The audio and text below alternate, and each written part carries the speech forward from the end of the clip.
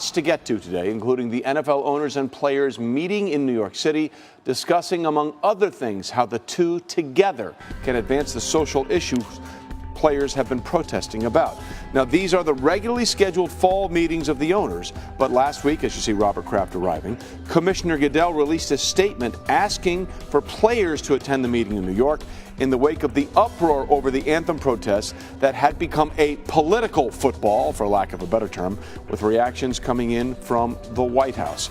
So for more on today's developments, let us bring in ESPN insider Adam Schefter. We'll get to New York City in just a minute. But Adam, what can you tell us about what you're hearing about what the owners are talking about, as well as what the players are trying to accomplish on the invite of Commissioner Goodell?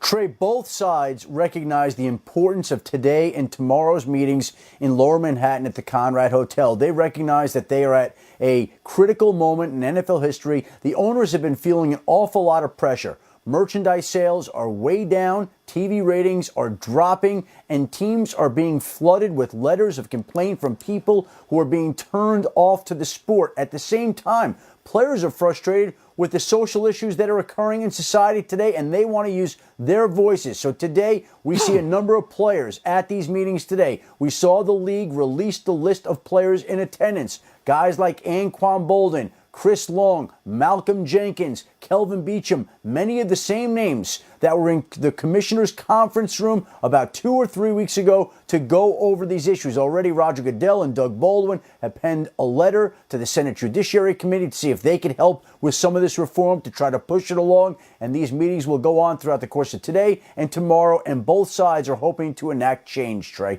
All right, Adam, stay right there. We'll get back to you in a minute. But as we said, we have people standing by in New York City. Our Sal Palantonio is there, along with ESPN insiders Jim Trotter and Dan Graziano.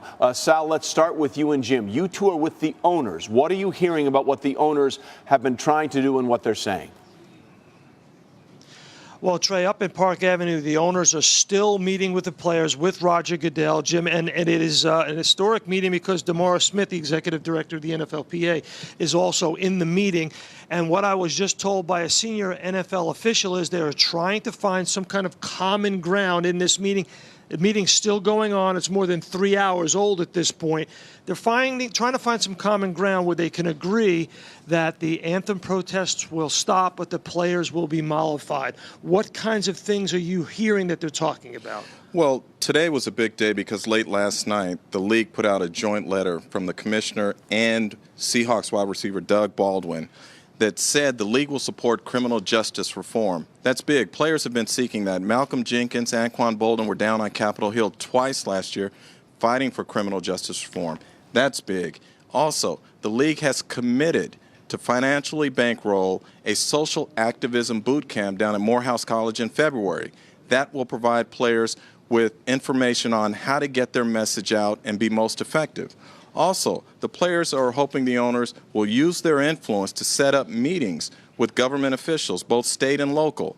Also, they would like for the league to do public service announcements about some of these issues they're concerned with, and those would air both in the stadium and out of the stadium. And lastly, they would like to get a financial commitment from the league to go forward with some of these programs. And the bottom line, Jim, is what we're hearing from the league is they want to get some kind of consensus that they can take to the ownership here at the Conrad Hotel. The meetings of the owners have not begun here. They're still waiting for the meeting between the players and Roger Goodell and DeMaurice Smith to finish in Park Avenue. What I'm also hearing is that the league has not been asked to change the language in the game operations manual to say that NFL players will be forced to stand for the anthem. They haven't been asked to do that, and they have no appetite to do that at this point. No, correct. I've talked to multiple owners who have told me this is not the time to do that. They said maybe in the offseason you revisit it. And look, we need to be clear here. We've focused a lot on Jerry Jones and his comments and making his players stand. But there are more owners, as I talk to them, who feel the opposite of Jerry Jones from the standpoint of trying to mandate that these players must stand. What has been the reaction to what Jerry Jones did?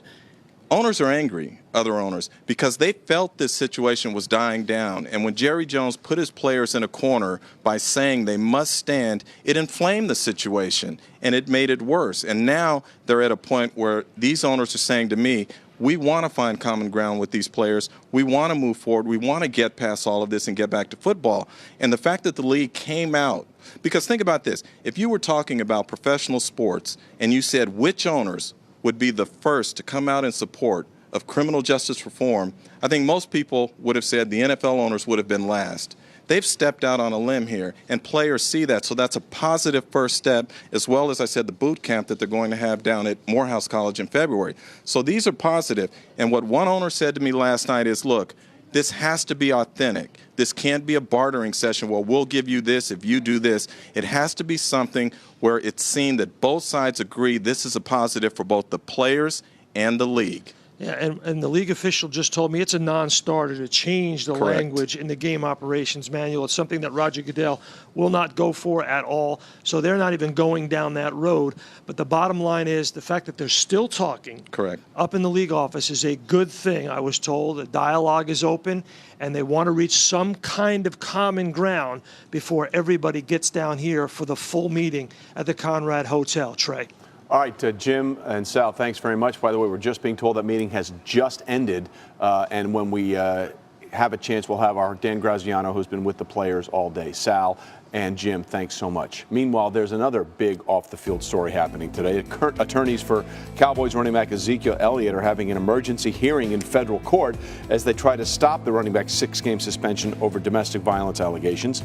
Last year's NFL leading rusher is supposed to be suspended starting Sunday's game at San Francisco. Remember, the Cowboys had a bye this past week, and if the suspension holds, the 6 games would start this Sunday against the San Francisco 49ers. So for more on this, as promised, we go back to ESPN insider Adam Schefter.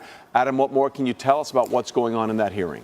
Well, Trey, this is complex. It's legal. There continue to be steps involved in the Ezekiel Elliott case that everybody's trying to get a handle on. And where we're at right now, basically, is that the Fifth Circuit denied the NFL's PA's motion to recall the mandate. What this means essentially is they have passed the case on jurisdiction. It's now down to merits only. That the judge in the Southern District Court of New York is expected to make a ruling today. That will be the big decision that will determine whether Ezekiel Elliott has to serve the 6-game suspension now or whether it can be put off. As it was described to me in football terms, basically the decision from the Fifth Circuit Court made it so this went from 3rd down to 4th down, and now it's 4th and 5 for Ezekiel Elliott here in this particular case as they wait for an answer. But again, to emphasize, as it was described to me, this case was overturned on jurisdiction only, not merits. So this is all about merits today when the judge in New York makes the decision. And it doesn't sound like the judge that Ezekiel Elliott drew in this particular case is particularly favorable to him, but we will await the judge's ruling at some point later today that will determine whether or not Ezekiel Elliott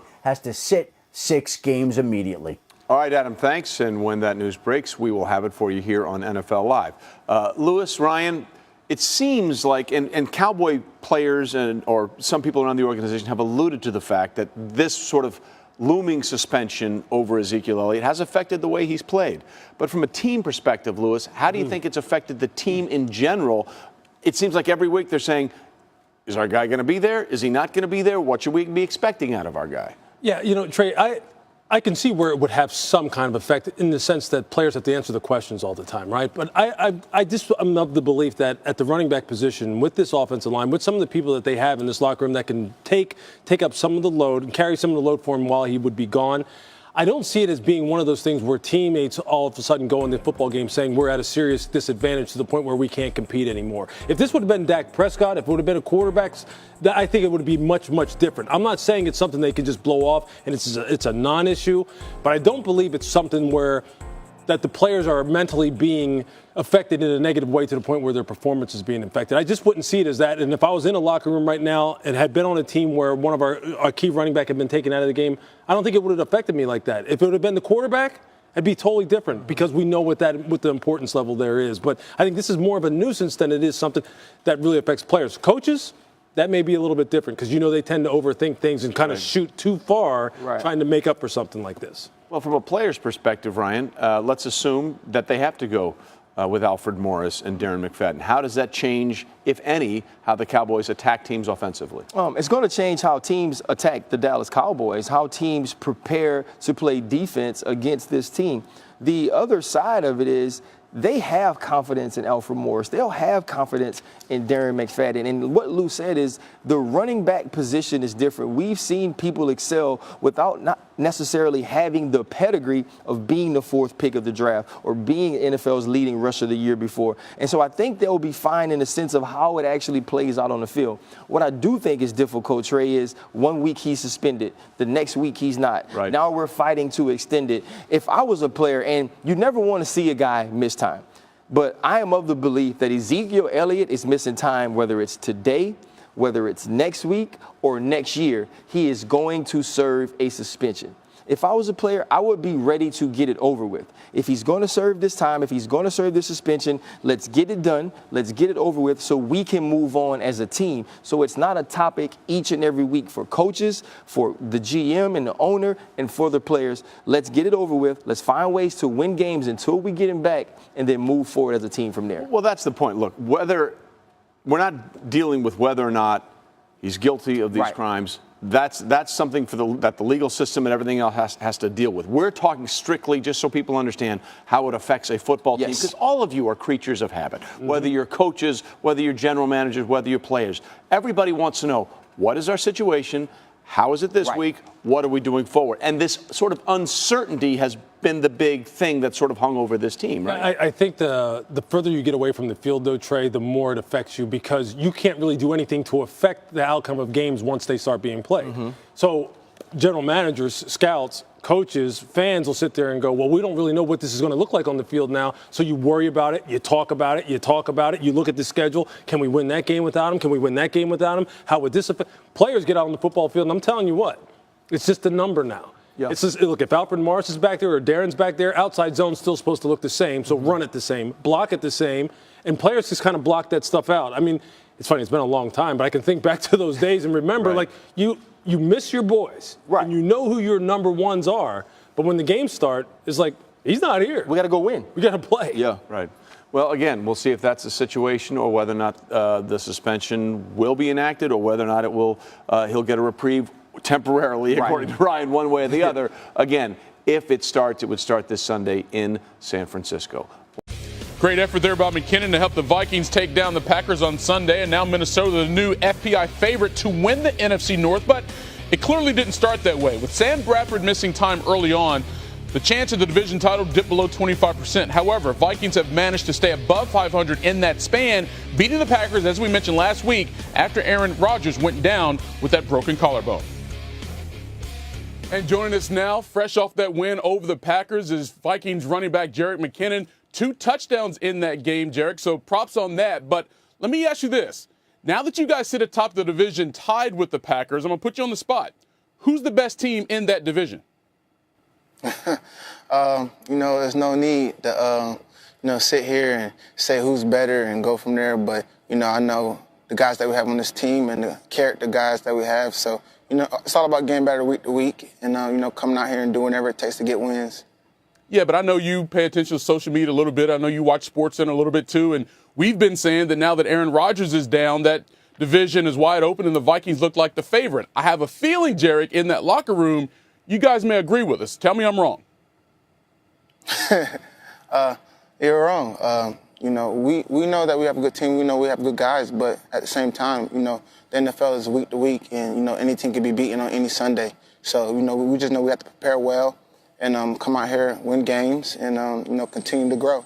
Yeah, and that's smart because you're absolutely right. The week can change. We don't know who's going to be good 3 weeks from now. But right now, you guys do sit there. And we mentioned injuries relative to Aaron Rodgers, but you guys have had your own injuries to deal with as well with Sam Bradford, of course, Dalvin Cook, the most notable. But how have you guys withstood those injuries, Jerick, to maintain this pace and win 4 of your first 6 games? I think it's just, the mentality of next man up. We have a lot of depth on our roster, and we believe in anybody, who's called upon, and I think we all support each other really well, and I think it's been able to show and lead to some success that we've had. Well, you've definitely had a lot of success recently, and with Dalvin Cook going down, that gave you more opportunities to showcase your skills. So with that being said, How do you feel your role will impact the Vikings' chances of making the playoffs this year?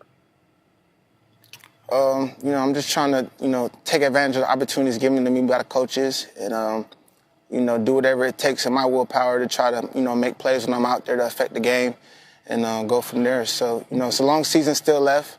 And, I think, we got a good thing going and we just got to hold on to it and continue, like I said before, to grow and find a way to win more ball games.